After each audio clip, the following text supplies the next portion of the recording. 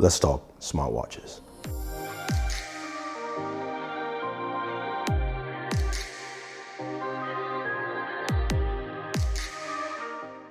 Hey guys, Thunder E here, and welcome to an episode of Should I Buy? As you can see, this is all about smartwatches. Yes, and this episode is a little different because we've got different types of smartwatches, which we're gonna help you out to see if you should buy it.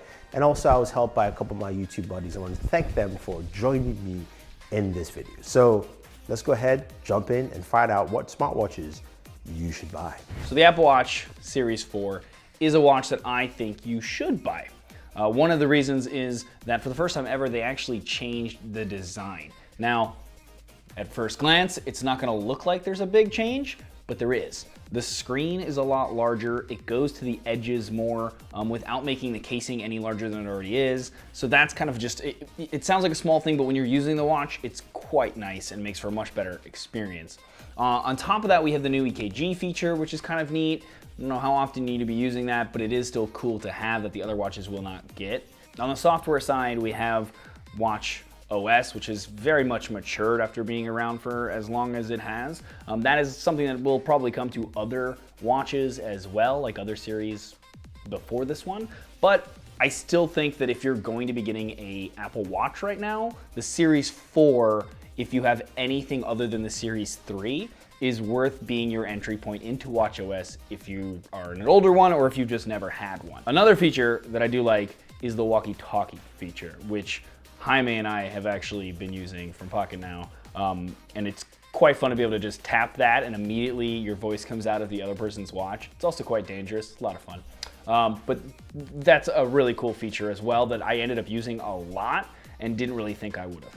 Now, as far as the Fossil Sport is concerned, I'm on the fence because one, it is the second watch to use the new Snapdragon processor, which is a much better platform for Wear OS. The other one being the Mont Blanc, which is $1,000. So as far as price is concerned, and if you wanted a Wear OS watch, this is kind of the only choice you have on the newest platform, period.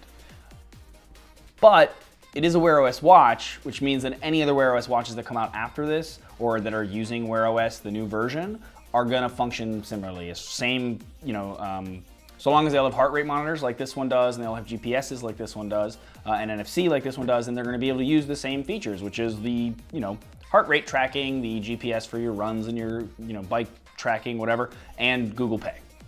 That's it. So there's not much that's different about this hardware-wise that those other watches might not come with. I do like the fact that it is super lightweight. It is their first sporty watch. The bands match the casing, which is kind of neat. My OCD appreciates that. And it is the lightest watch they've ever made, as far as the smartwatch is concerned, so that's nice. The downsides, though, is, for me, honestly, I used to love Wear OS, but for some reason, it feels jankier than ever. It does not work as well as I hoped it would. It doesn't even track sleep natively, which is annoying to me. You have to use another app, and that app, I tried to use it, and it basically said, put the phone next to your bed. The phone will track your sleep, so I don't even know the point of the watch. But it's that kind of weird things that just happen that you're like, why doesn't this do this natively yet? It just feels like it needs a little bit more time to be a little bit more mature. Maybe that'll happen sooner rather than later, but that's kind of how I feel about any Wear OS watch at the moment.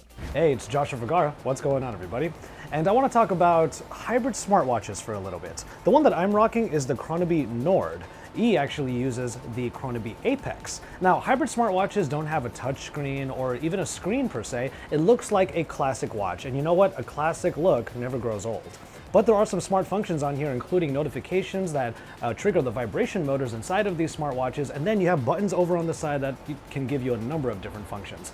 In my case, I like to turn on the timer, which puts on a timer mode and puts both of the arms at 12, and then I add as many minutes as I want. You can guess what I use that for the most. Well, it's for 5 or so minutes of steeping tea. After that, you can also trigger your camera shutter button using another button, or the top button in my case is for play, pause, and turning up and down the volume when I'm listening to music, podcasts, or even YouTube. I think you should absolutely buy hybrid smartwatches, especially if you've been skeptical about smartwatches in general. We have so many of them touchscreen enabled and whatnot that die within 2 days worth of usage. You have to charge them pretty much every single night. But when it comes to a hybrid smartwatch, this will last at least a month, most of the time even more, because it uses a a regular watch battery. Depending on your usage, you can get it to last for even a year. So when it comes to the Mont Blanc Summit 2, this is a well-crafted Android Wear watch. In terms of Android Wear watches, it's probably the best built and also feels the best on your wrist. It feels like a watch. It's got really nice craftsmanship and really solid. Now this is also running the Snapdragon Wear 3100, but one of the biggest disappointments with this watch is the fact that for some reason, Android or Wear OS doesn't take advantage of what this processor can actually do and what Mont Blanc has brought to the table with this. Again, this is something that I feel that is more of a Wear OS problem than what Mont Blanc or the chipset can do, and is really disappointing on this watch, especially for its price point at $995. This is something that really should be pristine. The other aspect or downside to it is that it doesn't have wireless charging. You still use the contact pins, which is annoying. And again, if you're going to pay that amount of money, you shouldn't be the case. So the Mont Blanc Summit 2 is a device that you should not buy. What's up guys, Saf here from Super Saf TV, and should you buy the Samsung Galaxy Watch? Well, in my opinion, if you're using Android and you want to get a smartwatch, then you should, because it is the best smartwatch you can buy on the Android side. The two main things that I like about it, firstly, the rotating bezel. I think it's the best way to navigate on any smartwatch. It's not intrusive or anything like that. And also the battery life. I'm easily getting 3 days, sometimes even up to 4 days. So I think you should buy it. So there you have it, guys. We've surmised all the different smartwatches and also hybrid smartwatches. And it's quite clear, the Galaxy Watch from Samsung, the Apple Watch Series 4, and the Kornaby smartwatches, hybrid smartwatches, are in our buy category. The Galaxy Watch gives you tremendous battery life. You can get up to 4 days with that, and a lot of great functionality, as Saf basically detailed in his video segment. Also, the Apple Watch Series 4 brings in a lot of features. You've also got that built-in EKG reader. So a lot of things for the health conscious minded, even though its battery life is not as great, but I think Apple has packed in there, according to what, of course, David stated.